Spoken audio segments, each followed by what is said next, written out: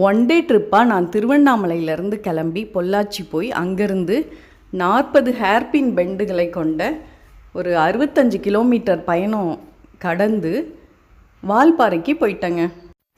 இங்கேருந்து அதிரப்பள்ளி, கேரளாவில் இருக்க அதிரப்பள்ளிக்கு பஸ் மூலியமாக கிளம்பிட்டாங்க. வழி முழுவதுமே அவ்வளோ ஒரு நேச்சருங்க. அடர்ந்த வனப்பகுதி.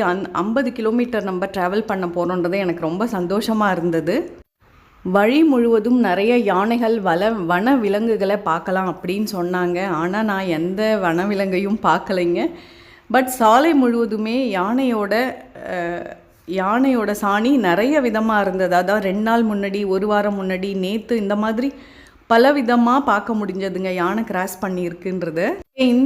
கூடவே இந்த கோடை காலத்தில் கூட வனவிலங்குகளுக்கு தேவையான தண்ணியும், மூங்கில் இலைகள், இந்த சாப்பாடுமே நிறைய இருக்கிறது பார்க்கும்போது ரொம்ப சந்தோஷமாக இருந்ததுங்க. தேங்க்யூ.